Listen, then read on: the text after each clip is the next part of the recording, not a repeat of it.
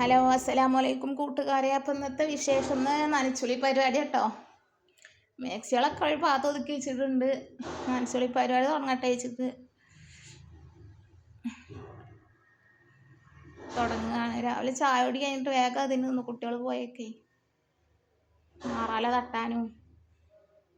അപ്പോൾ ഒരു കോലുമൊരു തുണിയാക്കിയിട്ട് ഞാൻ ഇങ്ങനെ തുടച്ചപ്പോൾ നേരെ മാറാല പോരുന്നുണ്ട്.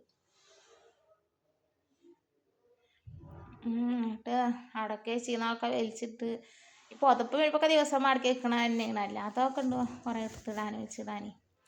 വലിച്ചിട്ട് അവിടെയൊക്കെ ഇതൊക്കെ ഒന്ന് അടിച്ചോരി സാധനങ്ങളൊക്കെ കണ്ടന്നെ കയറ്റി വെച്ച് കൊട്ടയൊക്കെ കൊട്ടി കൊട്ടയിൽ ഡ്രസ്സുകൾ ഇട്ടാൽ കൊളയിൽ മാറിക്കും. അപ്പം ഇനിയിപ്പോൾ ഏതായാലും നോമ്പൊക്കെ അല്ലേ, ഇപ്പോൾ എപ്പോഴും ഉപയോഗിക്കാത്തതൊക്കെ ചാക്കിൽ ഇട്ടേക്കുക. പിന്നെ ചാക്കെടുത്ത് വെച്ചേക്കുക.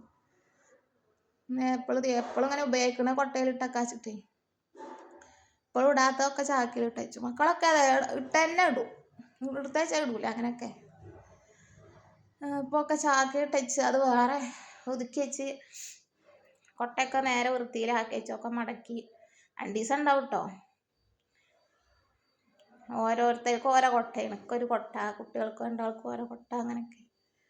പിന്നെ ഓരോരുത്തരായി തപ്പിയാൽ മതിയല്ലോ വെച്ചിട്ട് എന്നിട്ട് ഓരോരുത്തർ ഇടാത്തതൊക്കെ ചാക്കിലാക്കി വെച്ച് ചാക്ക് ചാക്കയിക്കും. കൊട്ട കാലിയാവുകയും ചെയ്തു. കൊട്ടയിൽ അരക്കുള്ളൂ ഇപ്പോൾ ഡ്രസ്സ്.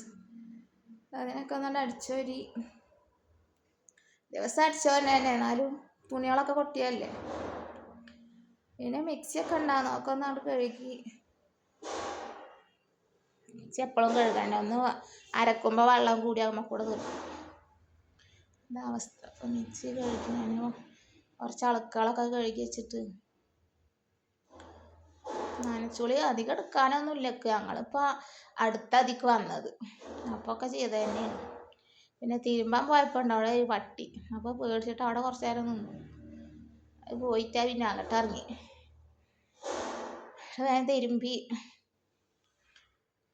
തിരുമ്പിയിട്ട് ചോറുന്നു.